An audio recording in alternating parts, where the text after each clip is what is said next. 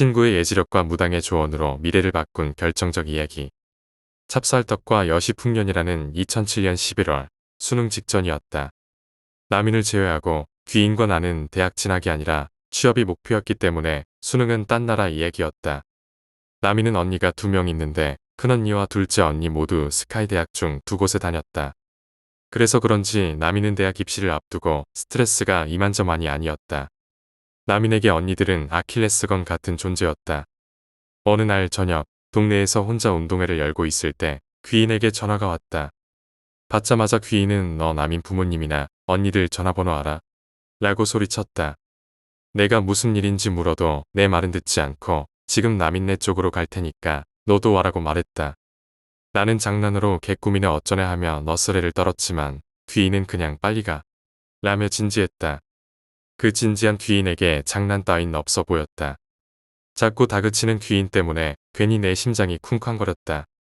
일단 귀인에게 남인네 큰언니 번호를 알려주고 나도 남인에게 전화를 걸었다. 신호만 갈 뿐 전화 연결이 되지 않았다.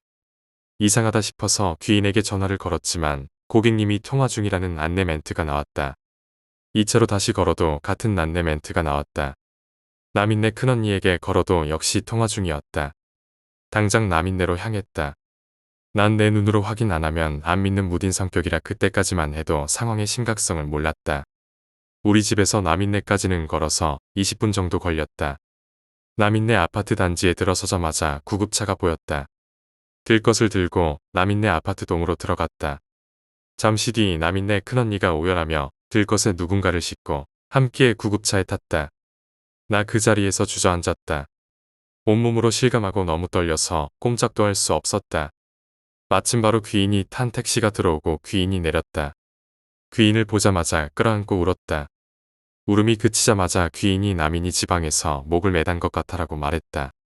그 말을 듣자마자 난 또 통곡했다.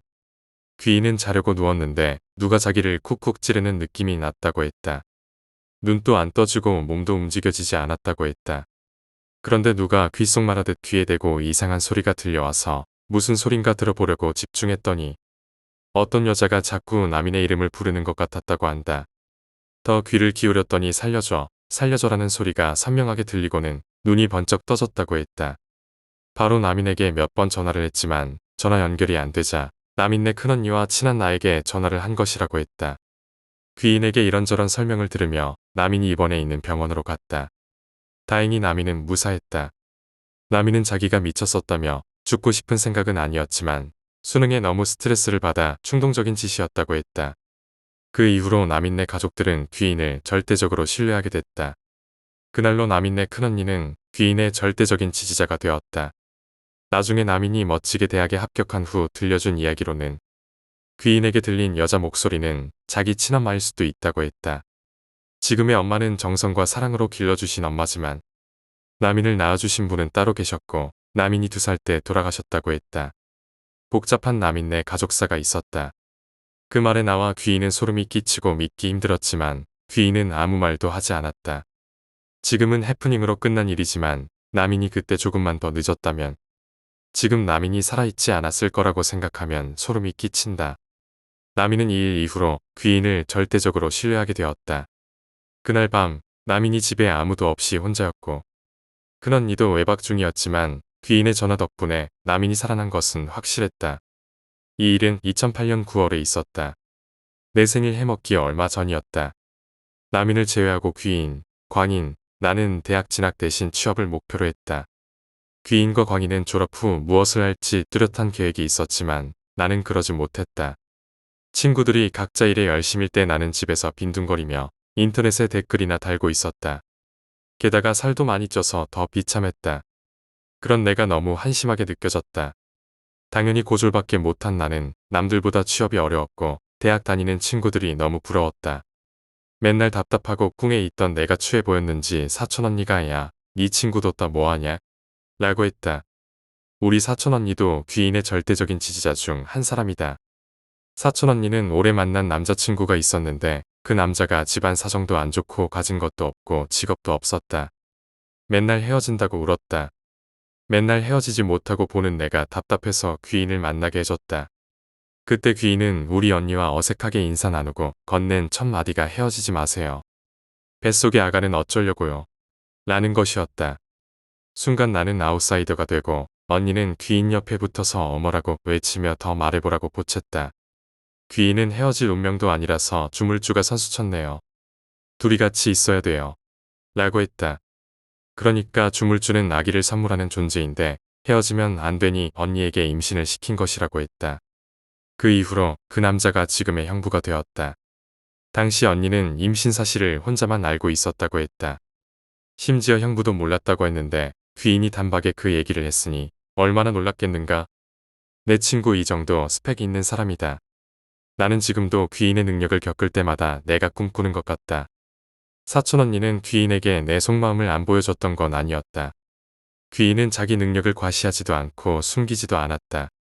그래서 나는 제일 먼저 답답하다고 귀인에게 고민을 꺼냈다. 그런데 귀인은 대꾸조차 안 해줬다.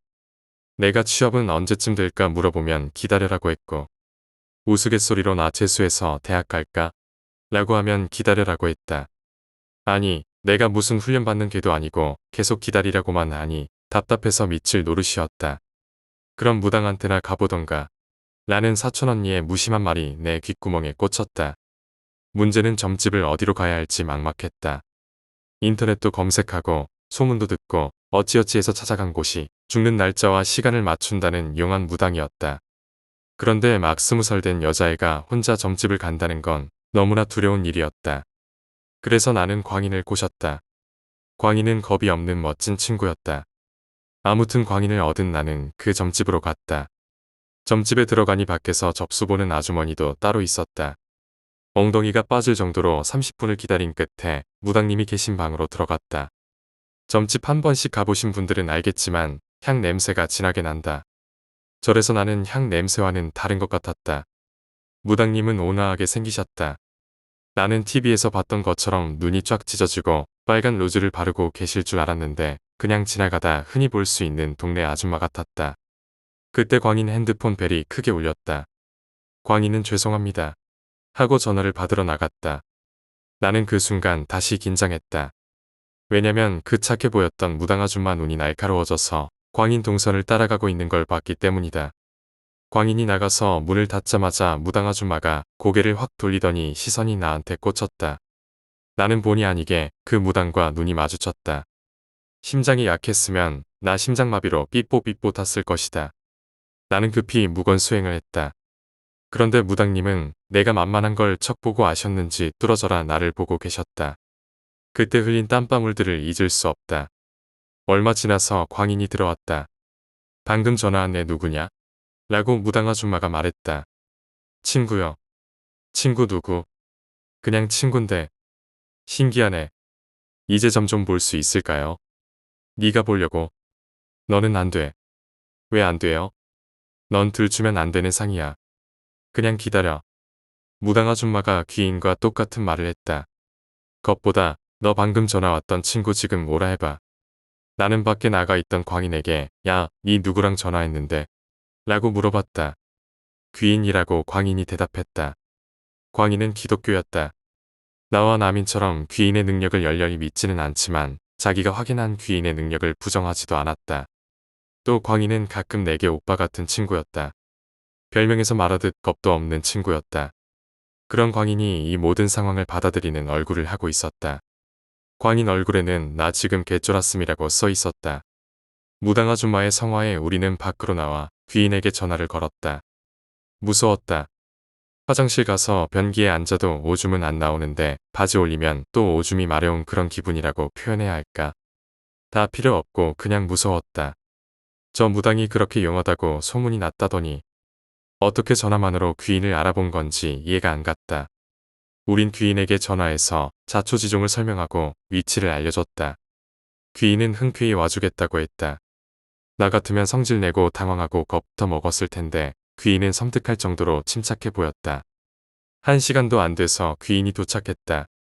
나와 광인은 대역죄인이 된 불편한 마음으로 귀인을 맞이했다. 이번에는 여름 여행에 대한 이야기이다. 나와 광인은 운전면허를 따기로 했다. 나는 마음만 먹는 사람이라 진작에 포기했지만 우리의 멋진 광인은 일종 면허를 땄다. 광희는 복싱을 했다. 광희는 키는 작아도 겁도 없고 매질도 좋았다. 내가 광희를 광인이라고 부른 것도 링 위에서 잽질하는 걸 봤을 때부터였다. 광인네 아버지는 본인이 못다 이룬 꿈을 외동딸인 광인을 통해 이루고자 했다. 어쨌든 광인이 면허를 땄다. 매미가 울던 여름이 왔다. 광인과 나는 귀인과 남인을 데리고 여름여행을 떠나기로 했다. 우리는 광인네 체육관 스타렉스를 타고 떠났다. 물반 사람반이라는 유명한 바다 같은 곳은 가지 않았다. 광인의 놀라운 운전 실력 덕분에 우리는 목적지도 없이 여자끼리 여행을 갈 수 있었다. 정말 낭만적이지 않나? 하지만 어딜 가던 목적지는 확실히 정하고 모르는 곳은 가지 않는 게 좋다. 우리는 무한도전 유행가에 몸을 맡기며 들뜬 마음으로 1차 강원도로 달렸다. 강원도에서 운전해보신 분들은 알 것이다. 죄다 꼬부란 길이고 그 길이 그 길같이 헷갈렸다. 광인은 타고난 드라이버였지만 초행길에서는 길을 잃어버렸다. 광인의 명성은 바닥으로 추락했다. 표지판만 보고 가면 되지 왜 길을 잃어. 야 그럼 네가 운전하든가. 그럼 후진해. 후진하다가 뒤에 오는 차량 박아서 황천길 밟고 싶은 거야. 잠깐만 노래 꺼. 음악을 끄니 순간 싸해졌다. 신경 안 써서 몰랐는데 벌써 어둑어둑해졌다. 왜 소리 질러? 라고 내가 말하자 남인이 직진해서 우측으로 보이는 다리로 우회전하라고 말했다. 너 여기 길 알아? 다리는 언제 봤어? 옛날에 가족들이랑 와봤다고 했다. 그래. 다행이다 네가 길을 알다니. 이렇게 말하며 광희는 남인 말대로 직진하다가 우회전해서 다리를 건넜다. 살벌한 분위기에 핸들을 잡고 있는 광인의 손은 떨리고 있었다. 나는 광인의 손을 잡아줬다. 광인은 무한하게 치워라고 말했다. 다리를 건너고 갓길에서 우리의 스타렉스는 잠시 시동을 껐다. 남이는 다 내려 여기서부터 걷자라고 말했다. 나는 절대 안 내린다고 항의했지만 귀인은 그래 날도 어두운데 더 이상 차로 이동하지 말자라고 말했다. 대학 다니는 애랑 귀신 보는 애가 그러니 별것 없는 나와 광인은 바로 수긍했다. 근데 가다 보면 사람 사는 집 있어. 응, 계속 걸어가면 동네 나와. 무거운 짐들은 스타렉스에 남겨두고 가방만 대충 가지고 우리는 남인 말대로 걸어 들어갔다. 한 20분 걸었나? 평소 수다 많은 광인도 조용히 걸어 들어가는데 남인 말대로 옹기종기 통나무집들이 나왔다. 광인은 많이 참았던 수다를 터뜨렸다. 말이 빠른 아이였고 귀인과 남인이 약간 뒤처져 걷고 있어서 전혀 알아들을 수 없었다. 내가 애들아 빨리 와. 여기 진짜 집 있어. 라고 소리 질렀다. 귀인은 알겠다는 표시로 손을 흔들었다. 광인과 나는 슈퍼 딸린 통나무집에 들어갔다. 슈퍼에는 과자가 진열되어 있었다. 사람이 사는 게 확실해 보였다. 심하게 기뻤다. 광인이 계세요. 저기요 하고 모기 같은 소리로 사람을 불렀다. 나는 그렇게 해서 잘 들리겠네라고 생각했지만 예상과 달리 안쪽에서 예쁘게 생긴 언니가 나왔다. 진짜 예뻤다. 원빈 씨께서 강원도 출신이라던데 강원도가 수맥이 좋나? 그 예쁜 언니가 놀러왔냐고 웃으면서 물었다. 광인이 친구들끼리 놀러왔는데 길을 잃었다고 말하자 그 언니가 여기 길이 좀 헷갈려서 잃어버리는 사람들이 많다고 말했다. 언니 말에 광인은 거 봐. 나만 그런 거 아니야. 라며 으스댔다. 귀인과 남인이 슈퍼문을 딸랑거리고 들어왔다. 광인이 여기 원래 길 잃는 사람 많다고 자랑했다. 언니 혹시 민박도 하세요? 라고 물어봤더. 예쁜 언니가 우리 집은 말고 좀 위로 더 올라가면 민박하는 데 있어요. 예쁘고 상냥한 언니였다. 우리는 예쁜 언니가 알려줘서 다행히 민박하는 집으로 가서 주인 아주머니, 아저씨와 반갑게 인사하고 드디어 방으로 들어왔다. 그냥 방이었다. TV도 없고 에어컨도 없고 화장실도 밖에 있었다. 하지만 하루만 있다가 내일 다시 나가기로 했기 때문에 상관없었다. 아주머니가 침구와 선풍기를 가져다 주셨다. 그리고 웬만하면 창문은 열지 마요. 라고 당부하셨다. 왜요? 벌레 들어오니까. 시골이라 그런가 너무 깜깜해지고 오래 차를 타서 그런지 너무 피곤했지만 고픈 배를 숨길 수 없었다. 주인 댁에서 버너와 냄비를 빌려 예쁜 언니네 슈퍼에서 산 라면을 끓였다. 먹으면서 광인이야. 근데 너 여기 와봤다면서 너 알아보는 사람이 없냐? 라고 남인에게 물었다. 별거 아닌 말이었는데 남인의 신경질 내며 모를 수도 있지. 라고 호랑이처럼 소리쳤다. 남인은 대학 입학 전 페이스를 갈아엎은 여자였으니 별로 대수롭지 않게 생각했다. 그렇게 여자 넷이서 라면 7봉지를 해치우고 잠자리에 들었다. 다들 너무 피곤했는지 눕자마자 코로샹송을 부르며 잠이 들었다. 나에게는 버릇이 하나 있다. 난 꼭 새벽마다 잠이 깨서 화장실을 갔다 오는 것이다. 하루도 걸은 적이 없다. 그게 너무 귀찮아서 기저귀 차고 잘까도 생각했지만 어차피 요실금도 대비해 참고 살고 있다. 역시 그날도 잠이 깼다. 그런데 이곳은 칠흑 같은 어둠이 존재하는 무서운 강원도 시골이었다. 귀인에게 같이 가달라고 생각하고 옆자리를 봤는데 귀인이 없었다. 화장실 갔나? 그래서 옆에서 자는 광인을 깨웠다. 광인아, 일어나봐. 깨우지 마. 니 또 오줌 쌌냐? 라고 말하니 광인은 벌떡 일어났다. 광인은 21살까지 자다가 가끔 실수를 하는 나약한 근육우먼이었다. 광인이 이불이 뽀송뽀송하다는 걸 확인하고 너 죽을래? 라며 내 목을 조르려 했지만 화장실 같이 가자. 그렇게 광인과 나는 화장실로 갔다. 화장실은 시멘트 벽에 흰색 페인트만 대충 칠한 남자, 여자 칸 2개가 있는 정말 열악한 곳이었다. 그래도 다행히 물이 내려갔다. 가지마. 가면 니 오줌 싼다고 체육과 노빠한테 말할 거야. 광인이 날 버리고 절대 못 가게 밑밥을 깔고 바지를 내렸다. 안 갔지? 하면 광인이 대답했고 내가 갔어? 하면 광인은 아니라고 대답해 주었다. 이를 보고 나오는데 저기서 귀인이 남인을 끌고 가는 게 보였다. 내가 귀인을 불렀지만 둘 다 못 듣고 그냥 가는 것이었다. 그래서 나와 광인은 귀인과 남인을 쫓아가려는데 누가 내 옷을 잡아당기는 느낌이 들었다. 근데 웬 남자아이가 내 바지를 잡고 있었다. 귀인과 남인을 따라가는 걸 잠시 미루고 나와 광인은 아이에게 말을 걸었다. 넌 누구야? 포동이라고 자기를 소개했다. 다시 생각해보니 이 새벽에 아이가 혼자 있는 게 의심스러웠다. 더군다나 나는 귀신의 존재를 믿었다. 혹시 귀신이 아닐까?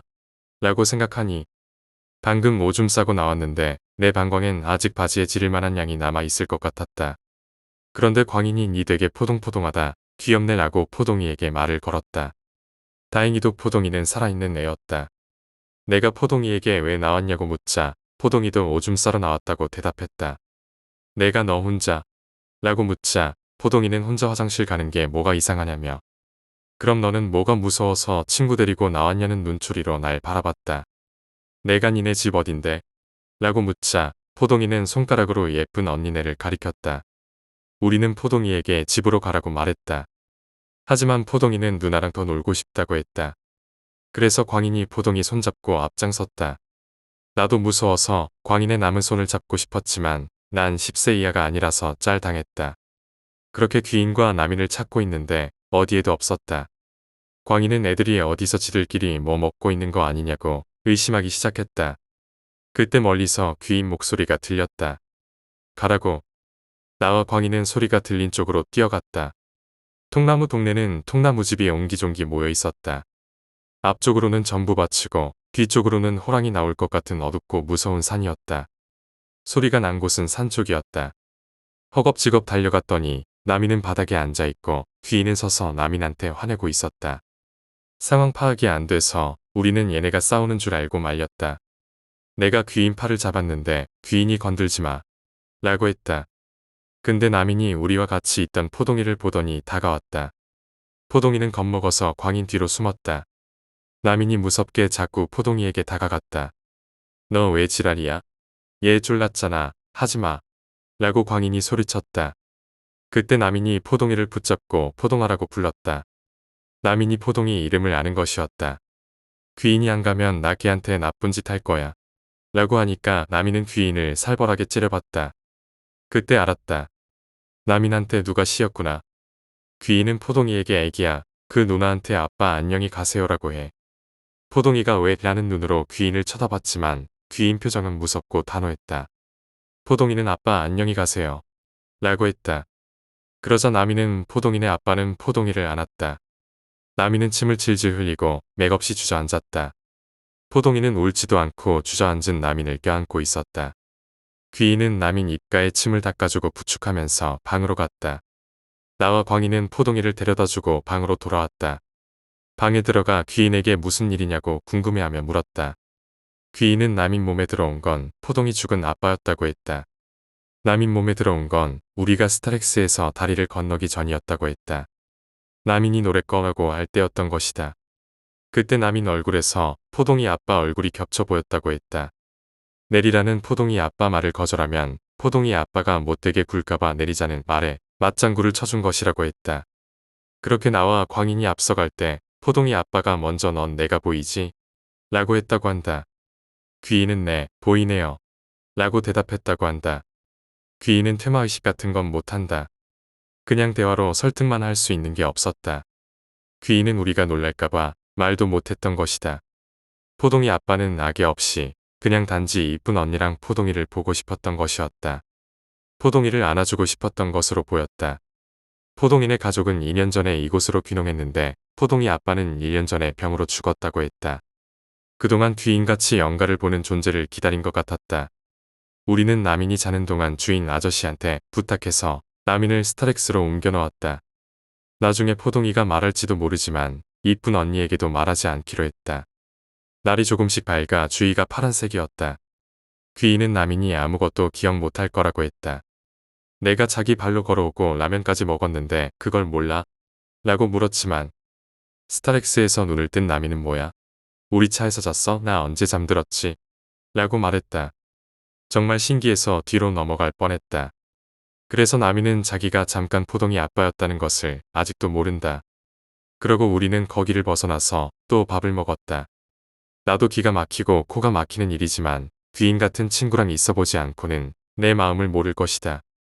이런 일은 비일비재했다. 광인네 아버지 양관장님은 복싱 체육관을 운영하시며 외동딸인 광인을 통해 자신의 꿈을 이루려 하시는 분이다. 그래서 그런 건지 복싱 다이어트가 붐일 때도 여자 회원들 따윈 없었다. 체육관에는 오로지 복싱의 열의가 남다른 남성들 뿐이었다. 그들에게는 슬프게도 광인이가 홍일점이었다. 광인네는 체육관에서 생활하다가 18살 가을에 처음으로 제대로 된 집으로 이사 갔다. 그때 이삿짐 나르는 걸 도왔는데 그때 광인의 행복한 표정을 잊을 수 없다. 그런데 이사하고 얼마 후부터 양 관장님이 아프셨다. 병원에 가도 병명 없이 열만 많이 나셨고 기침하면 피가 섞여 나왔다. 광인은 이때 참 많이 힘들어했다. 양 관장님의 병수발 때문에 학교를 못 나올 때도 있었다. 어느 날 독실한 기독교인인 광인이 오죽 답답했으면 병명도 없는 병이 어디 있냐며 아무래도 이상하다고 귀인에게 부탁했다.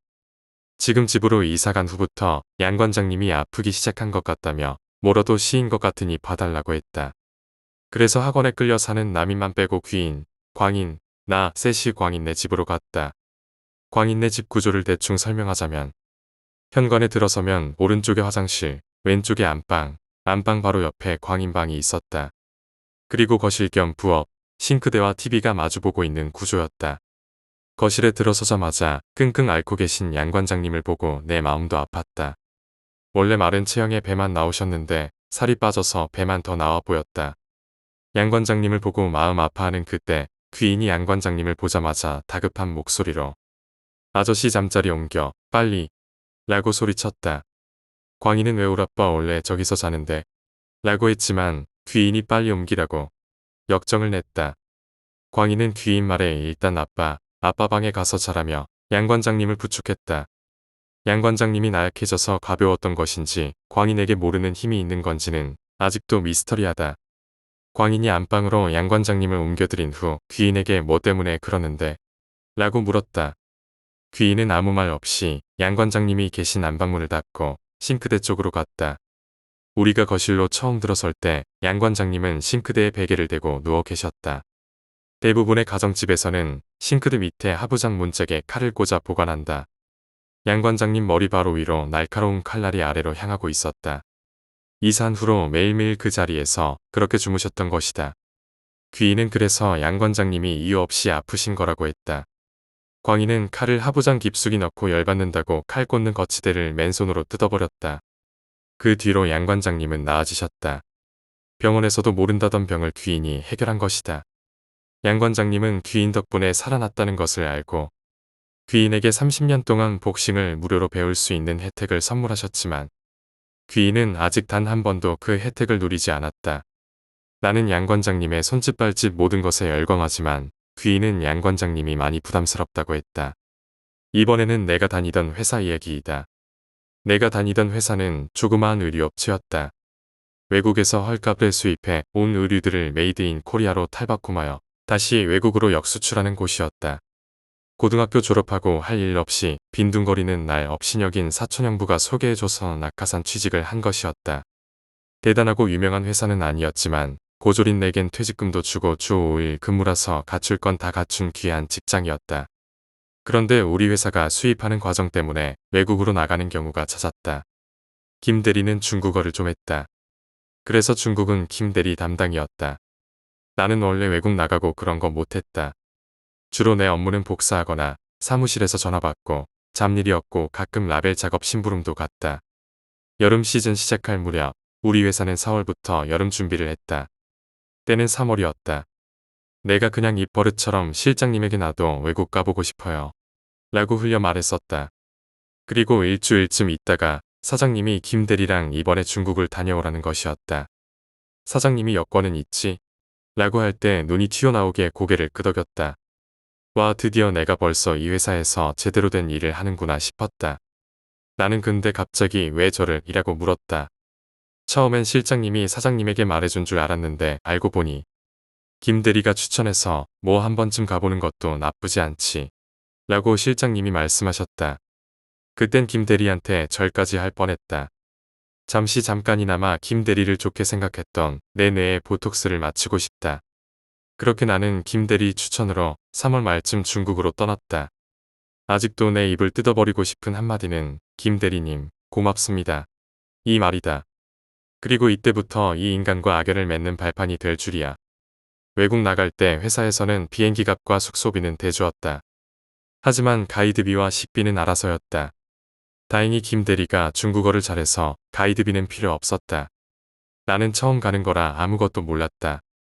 뭐든 김 대리가 알아서 척척하고 난 그냥 따라만 다니면 되는 것이었다. 김 대리가 밥값도 지가 내줬다. 가끔씩 김 대리가 힘들지. 이번엔 나 혼자 다녀올게. 하고 혼자 갔다 오기도 했다. 눈치챘어야 했는데 나는 정말 바보 같았다. 그렇게 나는 외국에서 사입 다녀온 분들의 말과는 전혀 다르게 할 것 없이 편했다. 돌아오는 전날 야시장에서 지인들 기념품까지 살 여유도 있었다. 그리고 한국으로 귀국했다. 그 뒤로 2차로 다시 중국 일정이 잡혔다. 김 대리는 어김없이 나를 사장님께 추천했다. 난 또 좋다고 따라가겠다고 했다. 그런데 중국으로 떠나기 3일 전에 귀인, 남인을 만났다. 나는 또 중국 간다. 하고 자랑했다. 남인은 부러워 죽겠다고 쫑쫑거렸지만 귀인은 이번에 가지마. 라고 했다. 남인이 가지 말랬으면 저게 또 부러워서 지랄이네 했겠지만 요 바로 전에 내가 중국에서 사온 기념품 귀신일이 있고 얼마 뒤였기 때문에 나는 귀인 말을 신뢰하고 있었다. 내가 왜? 라고 물었더니 귀인은 그냥 가지마. 라고 했다. 나 아시다시피 엄마 아빠 말씀보다 귀인 말을 더 잘 듣는 애다. 회사에서 어떻게든 인정받으려고 노력하시는 분들은 날 이해 못하시겠지만 난 그 중국 출장 쿨하게 반납했다. 원래는 2인 1조나 3인 1조 시스템이지만 1차 때와 달리 2차 때는 결제만 하고 화물 쪽 일밖에 없어서 김대리 혼자 중국으로 갔다. 2차 중국 일정이 무사히 마무리되고 돌아왔다. 그런데 이번 여름 시즌이 회사 생긴 이후 최대 이윤을 남겨서 끝까지 참여 못한 나는 너무 부럽고 속상해서 귀인한테 술 먹고 추태까지 부렸다. 그런데 이번 여름 정리하다가 일이 터졌다. 역시 귀인은 멀리 높이 보는 친구였다. 김 대리가 회사 돈을 중간에서 가로챈 것이었다. 중국 거래처 사람하고 짜서 한 벌당 1,500원씩을 더 붙인 것이었다. 시즌마다 수입해오는 한 아이템마다 수량이 몇백 벌인데 한 벌당 1,500원씩 붙였다고 생각해 보시라. 그 돈이 어마어마하지 않은가? 나는 계산하다가 포기했다. 그래서 아무것도 모르는 나를 추천해 데리고 간 것이었다. 나 것도 모르고 중국에서 김 대리가 사준 밥을 고맙다고 웃으면서 먹은 것이었다. 1차 일정 때는 샘플 보고 구두로 계약하는 거고 2차 일정 때가 완부를 치르는 건데 내가 귀인 말 안 듣고 2차까지 동행했으면 능력 없는 나는 경찰서 가서 진술하고 국밥 먹으면서 그것도 맛있다고 느꼈을지도 모른다. 다행히 내 결백은 증명됐지만 사장이 이런 불순한 일에 본의 아니게 끼어버린 능력 없는 심부름꾼인 나한테는 그만뒀으면 좋겠다고 해서 그렇게 1년가량 열심히 다닌 회사에서 잘렸다.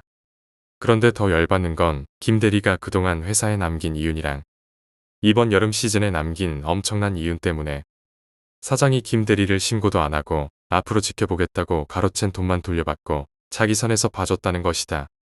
그냥 갑자기 잘린 나만 회사 사람들한테 이상한 여자 되고 정작 김 대리는 멀쩡한 낯으로 계속 회사 다니는 게 말이 되나?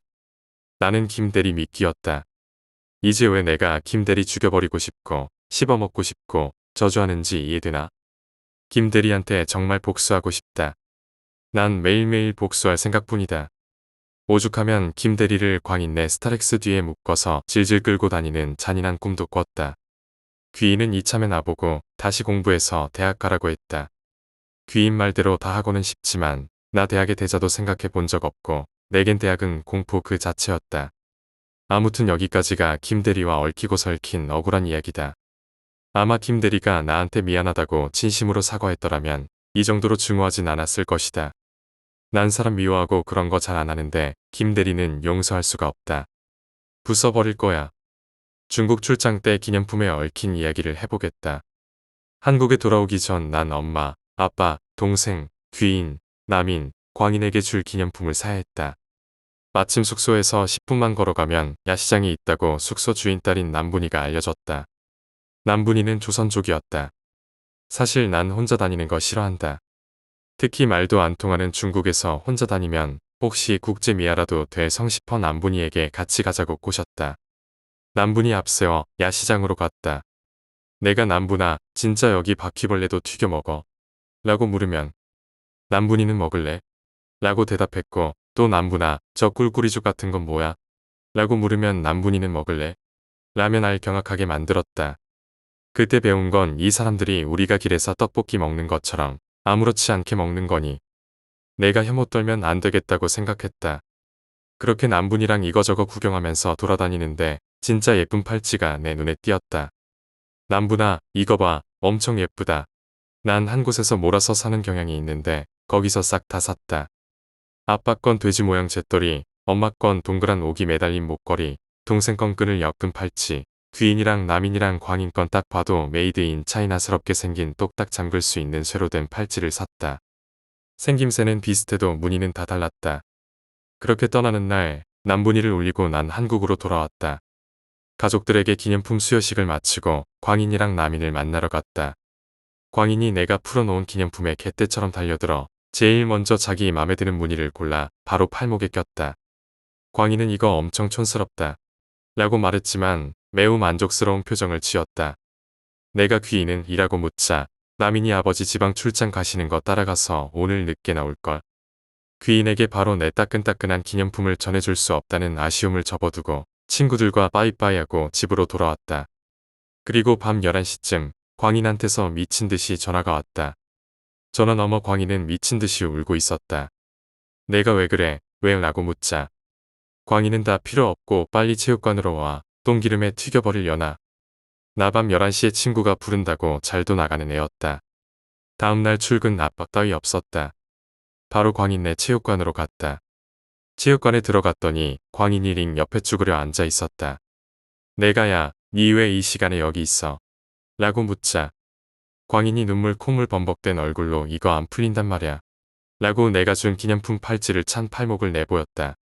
나는 어이없어서 아 뭐야, 장난하는 것도 아니고 하며 성질을 냈더니 광인이 거친 욕을 하면서 그럼 네가 풀어보든가 라고 더 성질을 내는 것이었다. 네 팔목이 남들보다 굵어서 낀 거 아냐? 라며 광인 팔에 낀 팔찌 똑딱이에 힘을 줘 열어보려 했는데 진짜 똑딱이가 꿈쩍도 안 나는 것이었다. 하긴 나보다 힘이 억만 배는 더 센 광인이 모셔놨는데 내가 한다고 뭐 열리겠는가? 순간 소름이 확 끼치고 온몸에 식은땀이 돌았다. 이거 진짜 안 열려. 근데 넌 이 시간에 왜 체육관에 있어? 그렇게 광인 팔목에 낀 팔찌와 한참 실랑이 하는데 내 핸드폰으로 문자가 왔다. 귀인이었다. 너 서울 왔다며? 무사 귀환 축하. 우리는 여러모로 알게 모르게 대놓고 귀인에게 의지를 참 많이 했다. 방금 아버지랑 지방 출장에서 돌아온 귀인에게 광인이 난처하게 됐다며 일단 광인네 체육관으로 와달라고 했다. 귀인네 집은 광인네 체육관이랑 가까워서 약 10분 만에 귀인이 왔다.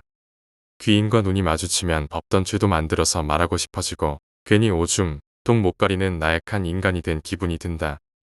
개미 아줌마가 네가 나 보자 했구나. 라며 귀인에게 다가가자 귀인은 갑자기 자기 코를 틀어막았다. 솔직히 많이 무례하고 민망한 상황이었다. 개미 아줌마도 당황해서 뭐야 너 라고 쏘아붙였다. 귀인은 뭔가 골똘히 생각하더니 아니에요. 썩은 비린내가 나서요. 나와 광인이 뭐야? 라고 눈으로 대화를 나누고 담배 피우고 들어오신 양 관장님이 애들아 우리 나가서 뭐 좀 먹을까? 하셨는데 개미 아줌마는 갑자기 몸이 안 좋아서요. 다음으로 미뤄야겠어요. 라고 말했다. 개미 아줌마는 허겁지겁 가방을 챙겨서 나갔다.